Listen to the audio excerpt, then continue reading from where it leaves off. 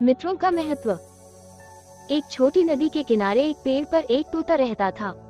कुछ समय बाद एक मैना भी वहीं पास के एक दूसरे पेड़ पर घोंसला बनाकर रहने लगी। धीरे धीरे तोता और मैना में बातचीत होने लगी। कुछ समय बाद तोते ने मैना से शादी करने का निवेदन किया। इस पर मैना ने कहा, यहाँ हम किसी को नहीं जानते, तुम पहले कुछ मित्र तो बनाओ, क्योंकि जब भी कोई मुसीबत या परेशानी आती है तो मित्रों का ही सहारा होता है। मैना की यह बात सुनकर तोता मित्र बनाने के लिए सबसे पहले नदी किनारे रह रहे कछुए के पास गया। उसने कछुए को अपना मित्र बना लिया। उसके बाद तोता बिलाव के पास गया। उसके साथ भी तोते की मित्रता हो गई और उसने तोते से बुरे समय में मदद का वादा भी किया। कछुए और बिलाव से मित्रता करने के बाद तोता मैना के पास आया और उससे शादी कर ली। वे दोनों नदी के तट पर जिस जगह कछुआ रहता था उसके पास स्थित बरगद के पेड़ पर घोंसला बनाकर एक साथ रहने लगे। कुछ महीनों बाद मैना ने दो बहुत सुंदर बच्चों को जन्म दिया। तोता और मैना बहुत खुश थे। एक दिन दो शिकारी नदी के पास स्थित जंगल में शिकार खेलने आए, लेकिन उनकी किस्मत खराब थी, उनके हाथ कोई शिकार नहीं लगा। शिकार की खोज करते करते वे इतने थक गए थे कि वे आराम करने के लिए बरगद के पेड़ के नीचे बैठ गए। अचानक दोनों शिकारियों की नजर पेड़ पर मैना के दोनों बच्चों पर जा पड़ी।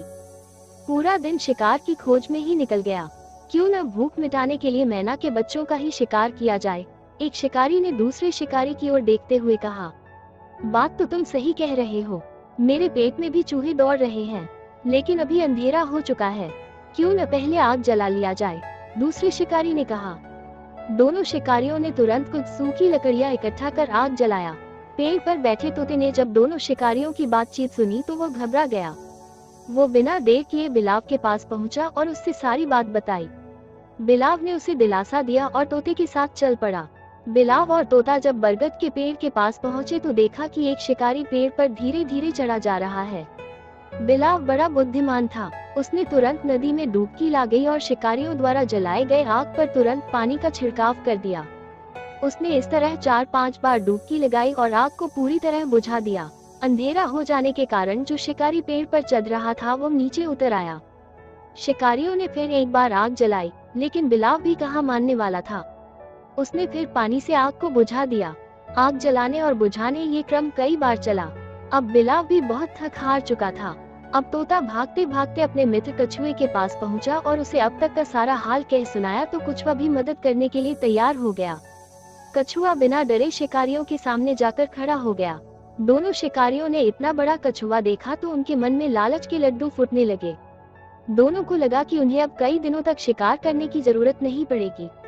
फिर उन्होंने अपने ऊपर के पहने हुए कपड़ों को फाड़कर उनसे कछुए को बांधने लगे।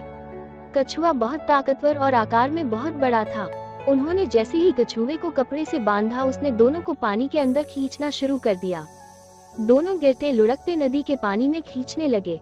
तभी अचानक एक शिकारी चिल्लाकर बोला, अगर जिंदा रहना चाहते हो तो कमर के नीचे पहने हुए कपड़े को खोल दो। ये कहकर दोनों ने अपने कमर नीचे के कपड़े को भी खोल दिया। इस तरह दोनों शिकारी मरते मरते बचे। दोनों शिकारी भूखे पेट ही बिना शिकार घर लौट गए। इस तरह तोते के मित्रों की वजह से मैना के बच्चों की जान बच गई। सीख, जीवन में कुछ अच्छे मित्रों का होना बहुत जरूरी है। जब भी कभी मुसीबत का समय आता है तब मित्र ही मदद करते हैं। ऐसा व्यक्ति जो आपका बहुत अच्छा मित्र होने का दावा तो करता है, लेकिन मुसीबत या समस्या आने पर आपसे किनारा कर लेता है, वो कभी आपका मित्र नहीं हो सकता। अगर आपको ये कहानी अच्छी लगी है तो इस वीडियो को एक लाइक करें और चैनल पर नए हैं तो चैनल को सब्सक्राइब करें। धन्यवाद।